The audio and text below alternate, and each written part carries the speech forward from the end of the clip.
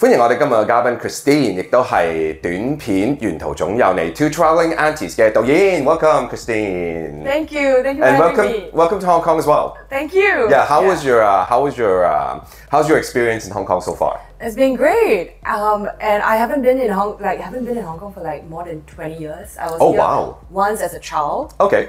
And then when I landed like a few days ago, I was like, Hong Kong is really dense. Densely populated. Yeah. It's very much like Singapore. Yeah. Yeah, okay. Yeah. So 我哋頭先咧就講到啦 ，Christine 咧其實本身就係新加坡嚟香港啦。聽得明 right？ 聽得明 a little bit. Okay. I'll try to 少少識聽唔識講。Okay. Yeah. So we'll try to do a bilingual interview today. Okay. Fantastic. So as I mentioned earlier, the short film is called Two Traveling Aunties. I know that is part of your master's homework, right? Or is a graduation project, right? Yeah. So do you want to tell us a little bit about this project? Yeah, so I graduated from the National Film and Television School in the UK. Okay. And this was my graduation film that I presented. Okay. I'm doing my master's in directing documentary. And so before, in our second year, we had to do a grad film and I had 20 ideas on my notebook. Yeah. And then I was like just ticking off like which is possible, which is not, and just calling different people and then seeing, and I was talking to a friend and I was like, hey, what interests you nowadays? And she was like, hey, she read the news about like active aging because we have like a aging population in Asia, yes. and then the government is trying to push, for them to be active, to keep fit despite their age. And then she's like, I read about these two women who are traveling the world in a van, and they're in their 60s, like late 50s and 60s, and she was like, this is so cool. And then the places that they were traveling to were not very touristy, and it was just on the road, it's not glamorous tourists, And I was like, okay. And then I read the article and I was so curious. And then I found them on Instagram. The aunties on Instagram. And I was like, they're so hip. They're so modern, Yes. And then I DM'd them. I slid into the DMs and wrote them a message. I was like, hey, I love what you're doing. It's really cool. Would you be keen to have a call? I'm doing a film, blah, blah, blah. And then they replied me, hey, yeah, sure. So I had a call with them. And then they were so amazing on the call, and then I was really curious. So I asked, actually, by the way, what's your relationship to each other? And then they replied, it depends on who they're talking to. Oh, really? I thought it's pretty. It's pretty open. I think now increasingly more. But then when I read the article, it was like really framed as like retired women, best friends. Okay. Retired best friends, women. But I guess, in Asian context, you also know what a friend is. Yeah, friend. But then, and then I realized that was the heart of the story. Okay. Why are they traveling? Why do they feel the need to travel? Yeah. Being away from your home. Okay, so your focus is in documentary, right? Yeah, I came from the world of fiction actually. Okay. Yeah. So I was doing a lot of casting work for feature films, narrative work, for commercials and for short films. Yeah. Okay. And then I did worked as an AD and a script supervisor. At that time, I did not know that there was such a thing like documentary. Career path. Right. It was always fiction. Like all the you want to direct or you want to do films. It's like always fiction. Yeah. There was no really like creative documentaries and documentaries. Yeah. Okay. So you approached them and decided to document what they did, right? Okay. So how was this experience for you? Oh, it was so inspiring. Yeah. Like I look young, but I'm getting increasingly older. And then I know people can't tell my age, but then as I get older, and I'm like, oh no, I should have done this by my 30s, Yeah.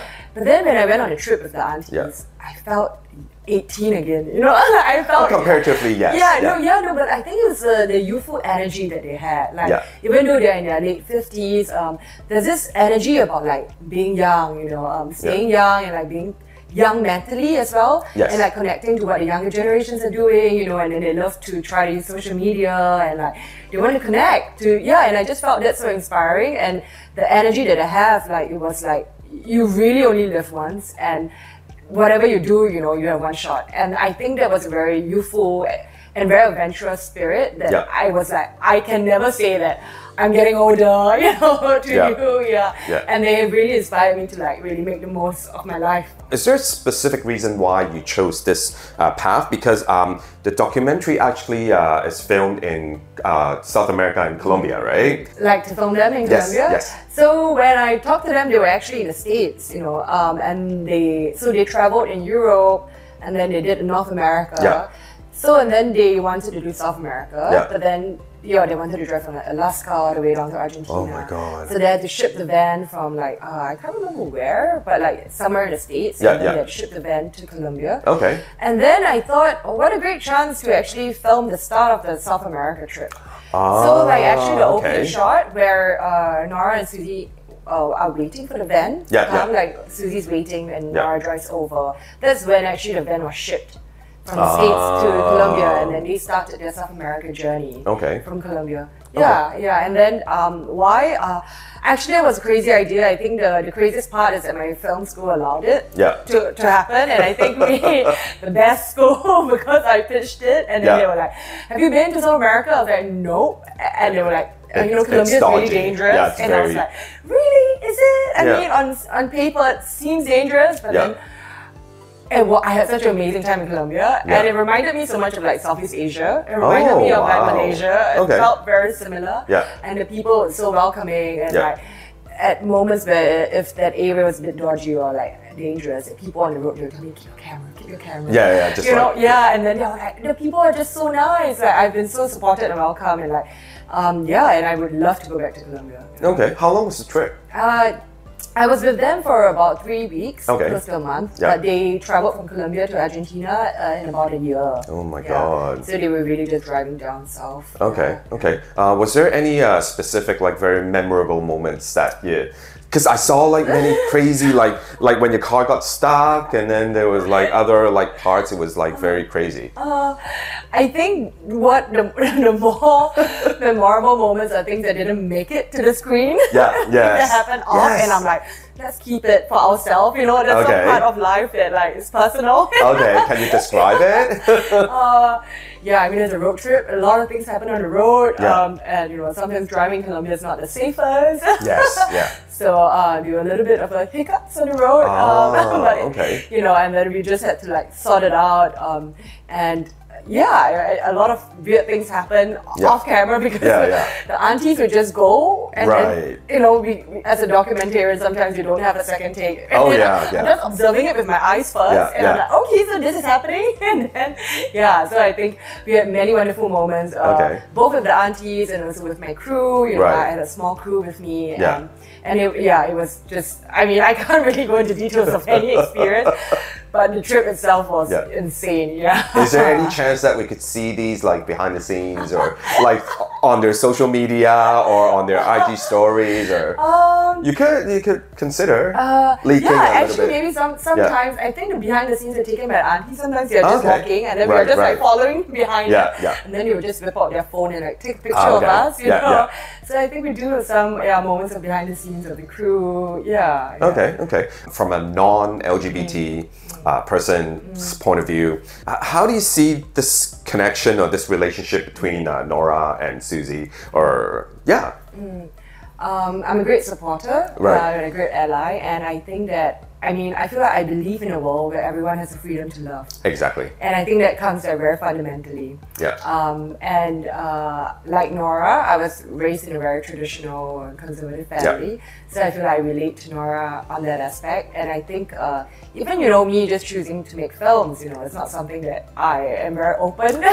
Yes, I understand you totally. Right? Yes. So it's like, I think there's also kind of like maybe you gravitate towards your chosen family as compared to, to your family. But at the end of the day, family is family. And you want acceptance. And there's also a fear, and then there's a line that you just want to be neutral. So I think I really relate to Nora in that sense, even though she doesn't feel like she's fully understood. But at the end of the day, she has a huge family. And family is family. You can't, you can't change it. You can't change it. And I see that sensitivity that Nora has and that fear, and I fully relate to that.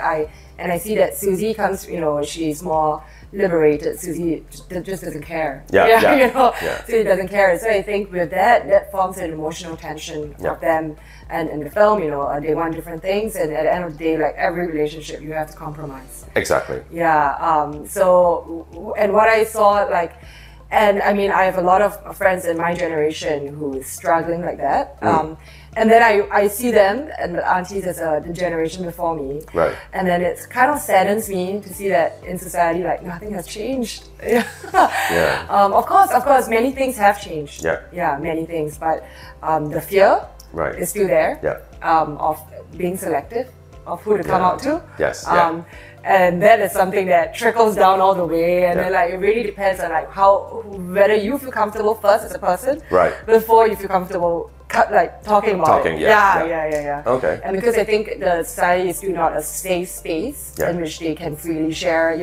And I feel like there's also a lot of questions that older queers face when they get older, because there's no visibility in their relationship. Exactly. What happens when one passes, and there's no legality of it.